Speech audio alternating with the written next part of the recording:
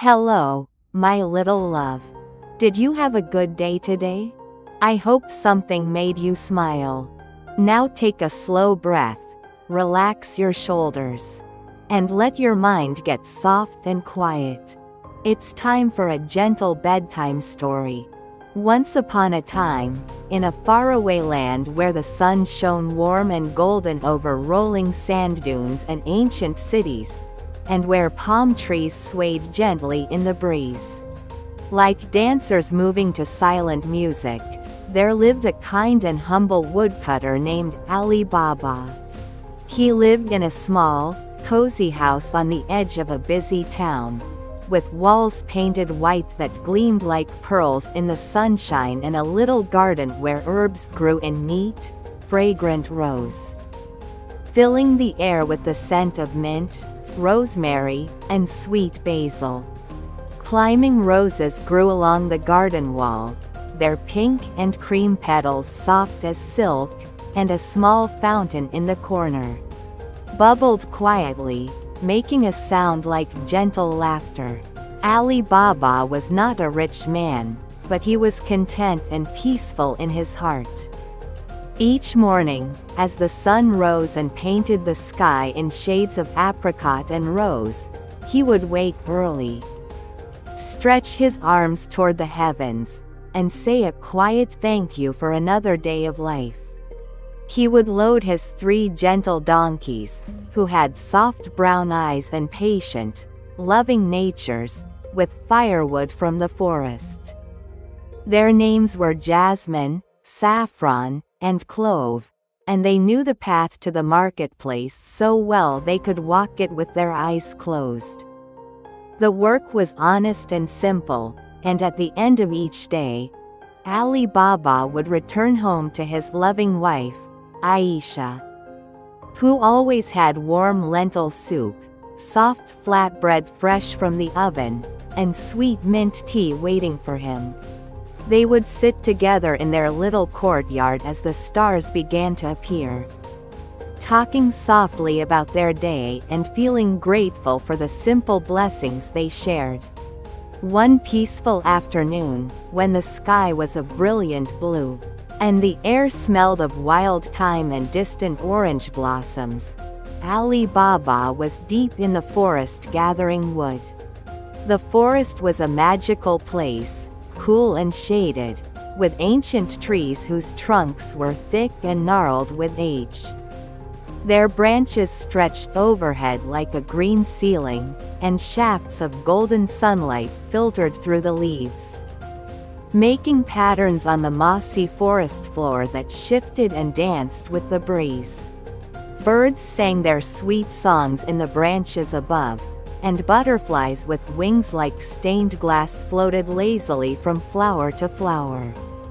Alibaba worked slowly and steadily, his movements calm and rhythmic, humming a quiet tune his mother had taught him when he was small.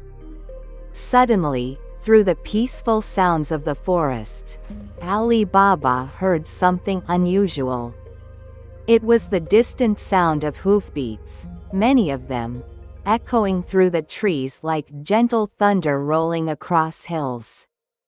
The sound grew louder and closer, and Alibaba, being a careful and thoughtful man, decided it would be wise to hide and see who was coming.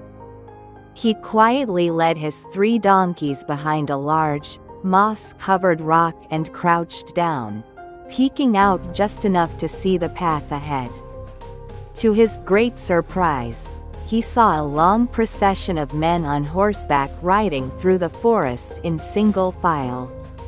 There were 40 of them, exactly 40, and they made quite a sight.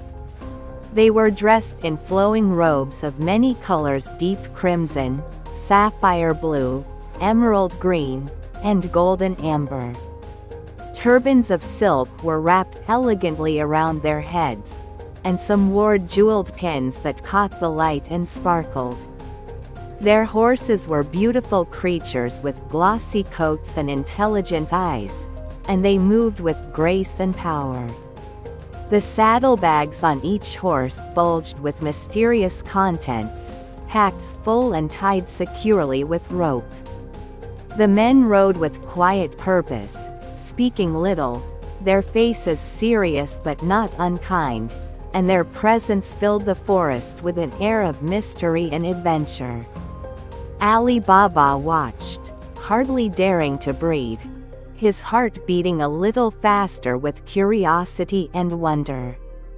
The riders stopped in a clearing before a tall, rocky cliff covered in thick vines, green moss, and small white flowers that grew in the cracks between stones.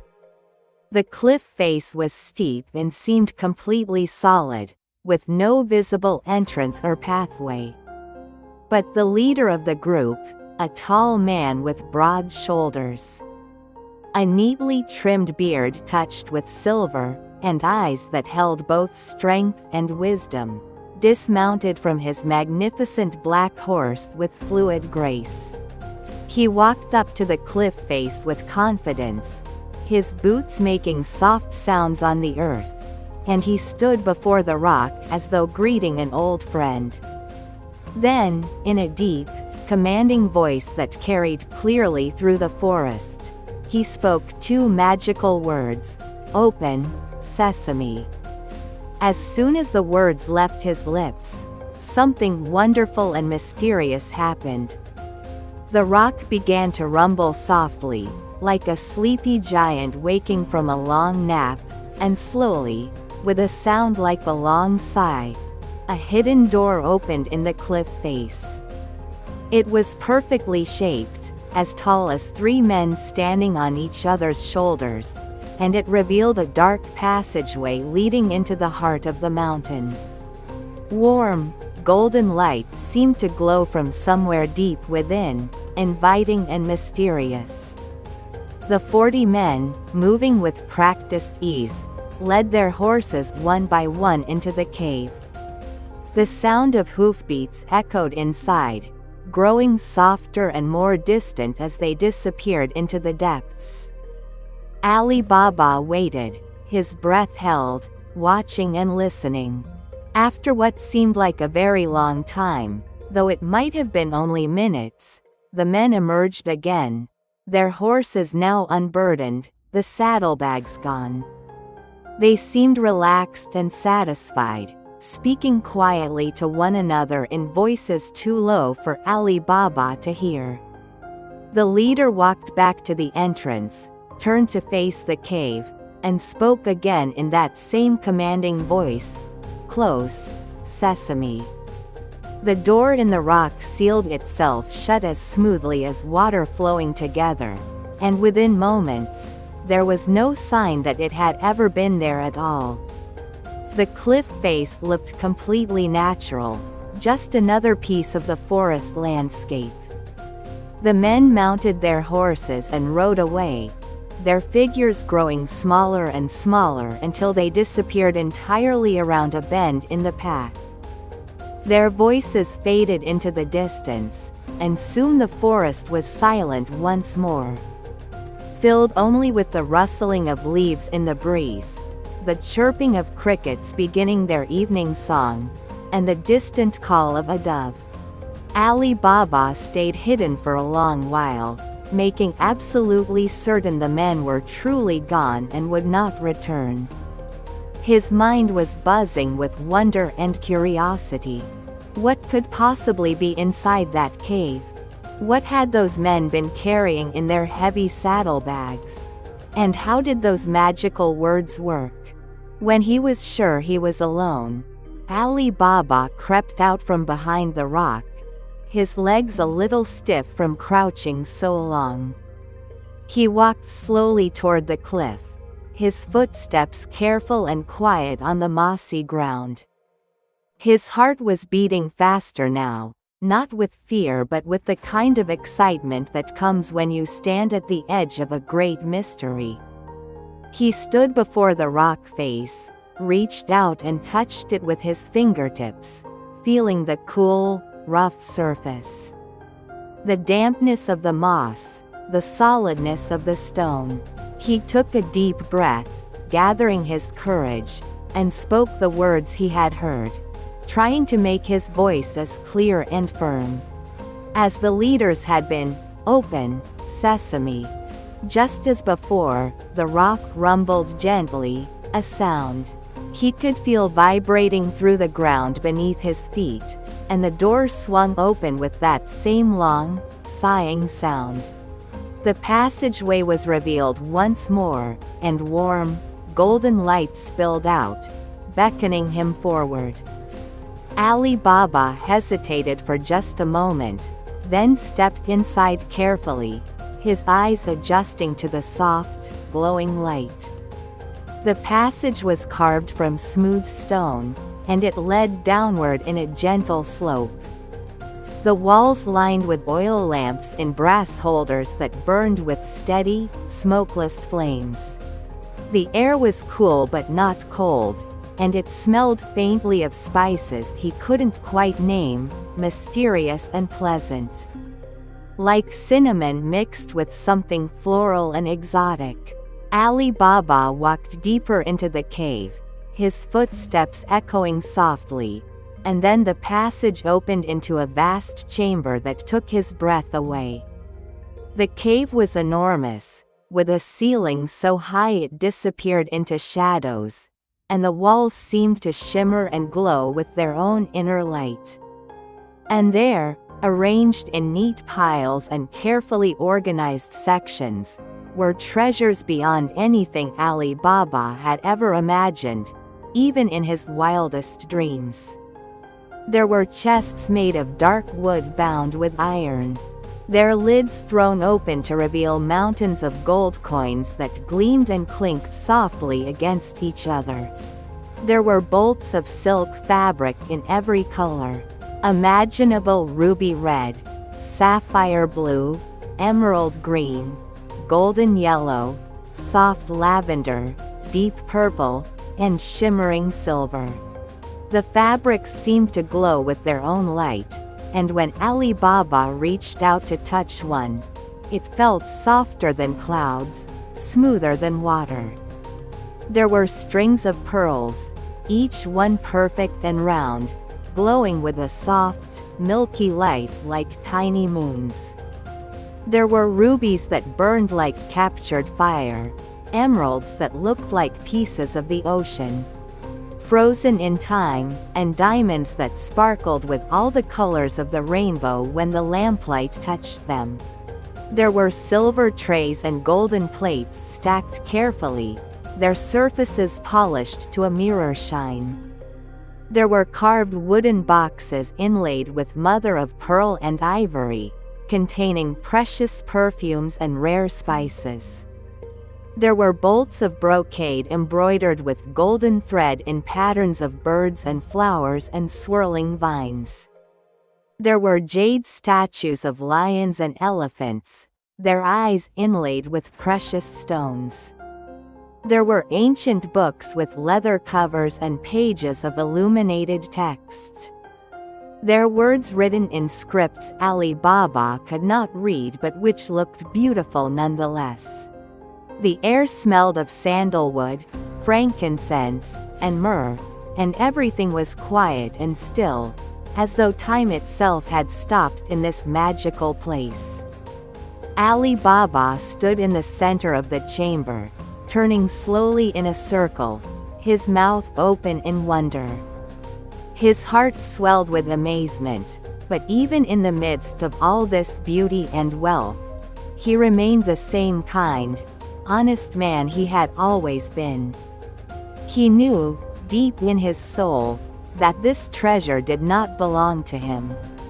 It had been gathered by others, and though he did not know whether it had been earned honestly or taken from caravans, it was not his to claim.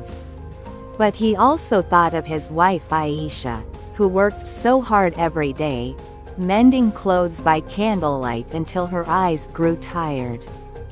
He thought of their house, which needed repairs to the roof before the winter rains came.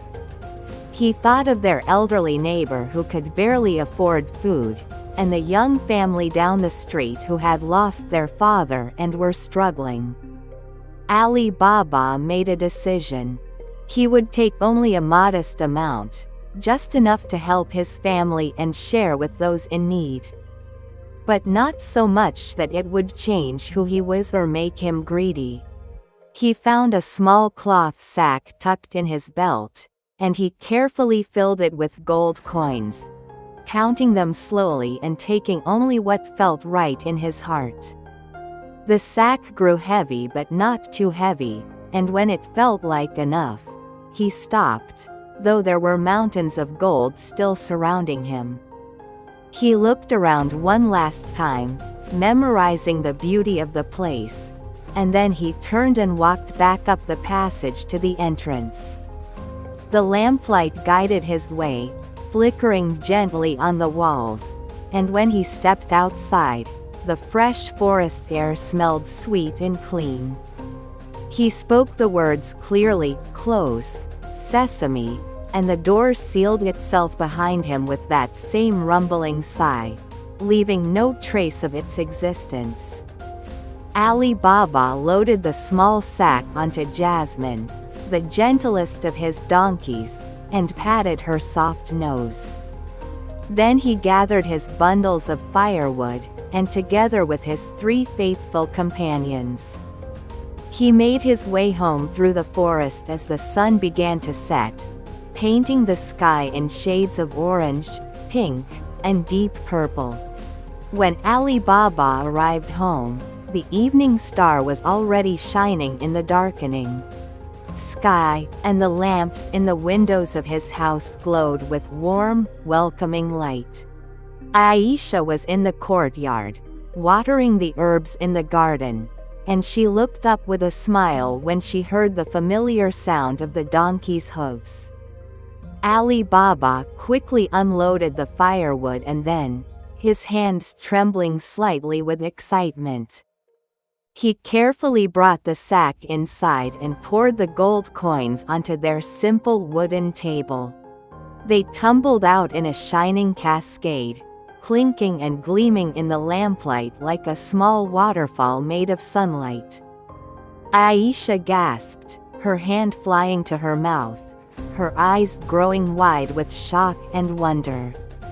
For a moment she simply stared, unable to speak, and then she looked at her husband with a mixture of joy, confusion, and concern.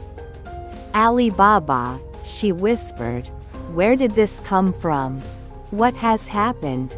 Alibaba sat down beside her, took her hands in his, and told her the whole story in a soft, excited voice. He described the forest, the 40 riders, the magical words, the hidden cave, and the treasure room that seemed like something from an ancient tale. Aisha listened carefully, her eyes never leaving his face, and when he finished, she sat quietly for a moment, thinking. Then she smiled, her face radiant with love and pride, and she said, "You have always been an honest man, my husband, and I trust your judgment. We will use this gift wisely and kindly, helping not only ourselves but also those around us who need help."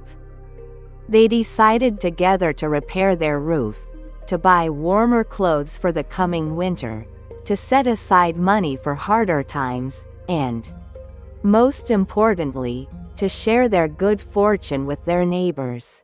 They would do it quietly, without boasting or drawing attention, simply leaving baskets of food at doorsteps at night, paying for medicine for the sick, and helping to repair homes that were falling apart. Now, I must tell you, my little love, that Alibaba had a brother named Qasim. Qasim was quite different from Alibaba. Where Alibaba was content and kind, Qasim was restless and always wanting more. He had married a wealthy merchant's daughter and lived in a grand house on the other side of town. A house with many rooms, marble floors, and servants who cooked his meals and cleaned his rooms. His wife wore jewelry and fine clothes, and they entertained important guests with elaborate dinners.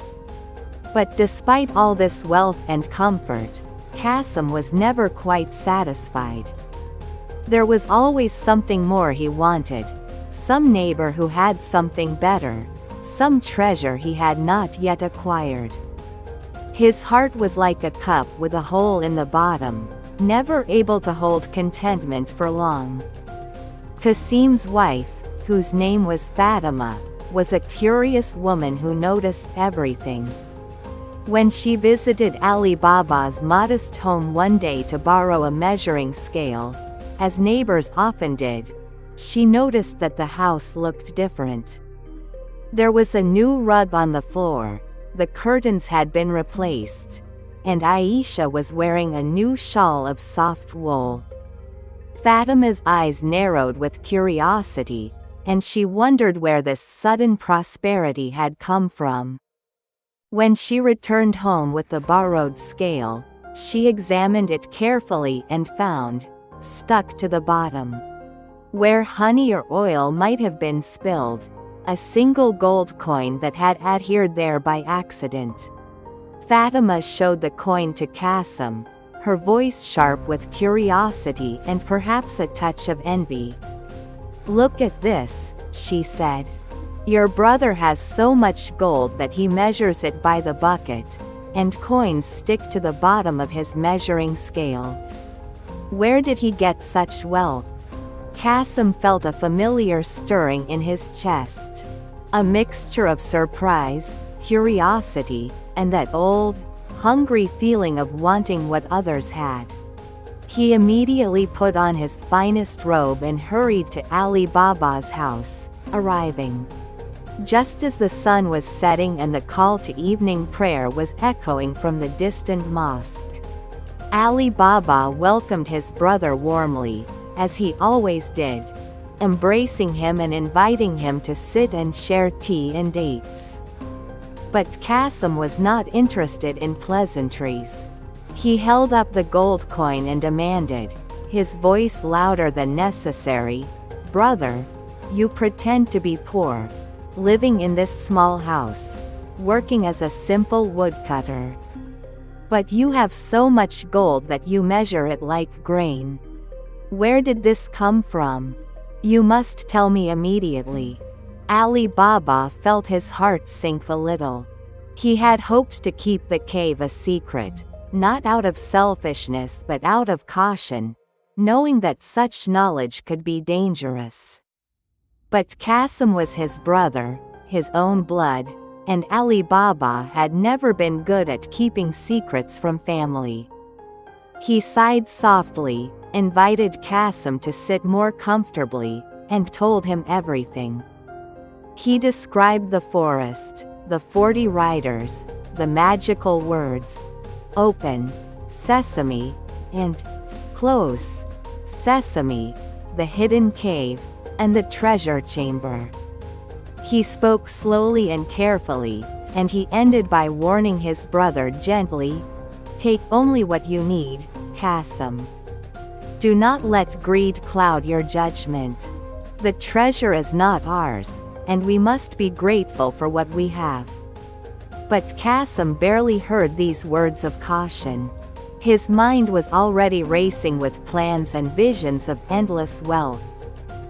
He imagined himself buying the finest house in the city, wearing robes made of silk and gold thread, owning strings of the most beautiful horses, and being admired by everyone. He thanked Ali Baba hurriedly, his thoughts already far away, and rushed home to prepare for his journey. That night he barely slept, tossing and turning, dreaming of mountains of gold and precious jewels. The next morning, before the sun had fully risen and while the world was still painted in shades of soft blue and gray, Kasim set out for the forest.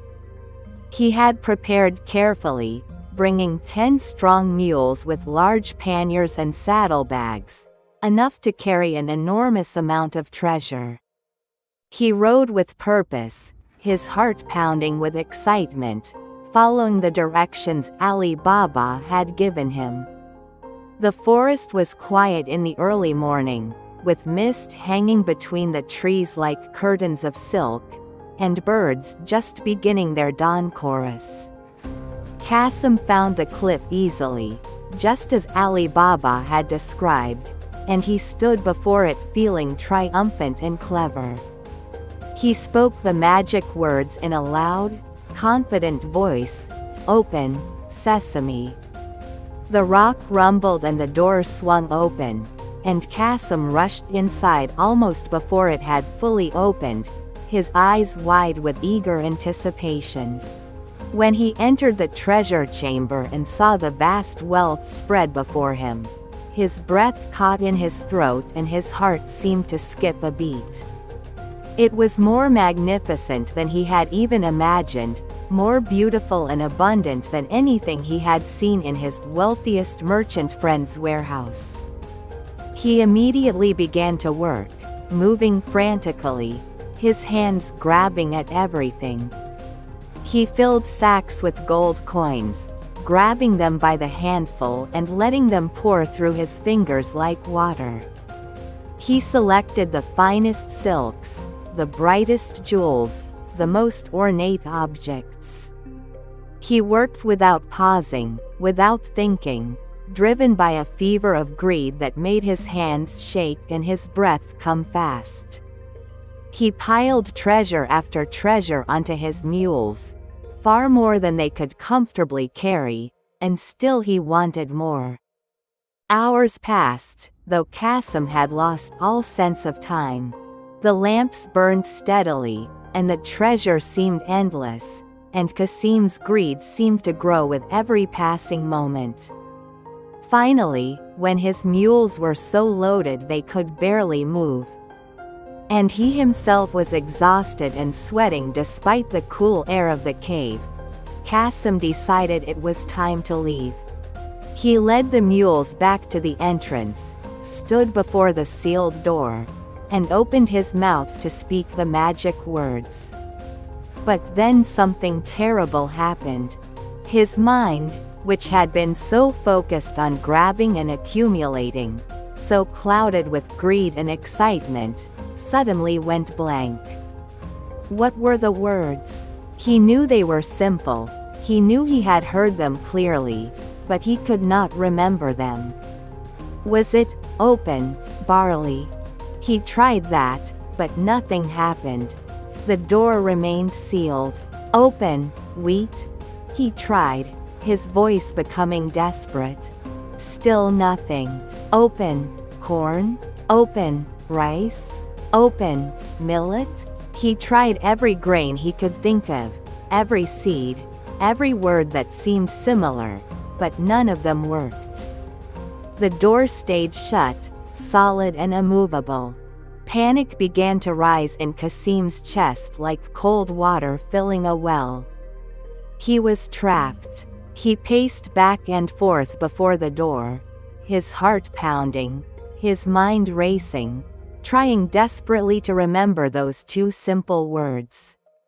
He tried again and again, his voice growing hoarse, but the harder he tried, the more the words seemed to slip away from his memory. He sat down on the floor, his head in his hands. Surrounded by all the treasure he had greedily taken, and realized that none of it mattered if he could not leave this place. The gold and jewels seemed to mock him now, worthless in his trapped state. When the sun began to set and the light outside the cave entrance grew dim, the 40 men returned, just as they did regularly. They spoke the words, "Open, sesame," and the door opened for them. They entered the cave and found Qasim there, sitting amid his piles of stolen treasure, looking exhausted and frightened. The men were surprised and displeased to discover that someone had learned their secret, but they were not cruel or violent men. They were simply trying to protect what they had gathered over many years. The leader, the same tall man with the silver-touched beard, looked at Qasim with a mixture of disappointment and understanding. He had seen greed before, many times, and he knew it made people foolish. He spoke to Kasim in a firm but not unkind voice. "You have trespassed in our secret place," he said. "You have taken what does not belong to you, driven by greed. We will let you leave, but you must go empty-handed, and you must never return or speak of this place to anyone. If you do, we will know, and the consequences will be severe. Do you understand?" Kasim, ashamed and frightened, nodded vigorously, his earlier pride and greed completely deflated. He felt small and foolish, like a child caught stealing sweets. The men helped him unload all the treasure from his mules, returning everything to its proper place, and then they led him out of the cave. They spoke the words, "Close, Sesame," and the door sealed behind him. Kasim stood in the forest as night fell, with his empty mules beside him. Feeling more poor than he had ever felt in his life, not in material wealth but in spirit. He realized he had risked everything for gold he could not keep, and he had nearly destroyed himself with his own greed. When Kasim did not return home by evening, Fatima grew worried and sent word to Alibaba. Alibaba, despite everything, loved his brother and immediately set out to find him. He went to the forest as stars began to appear in the dark sky, spoke the magic words at the cliff face, and entered the cave. He found it empty except for Kasim's abandoned bags and equipment.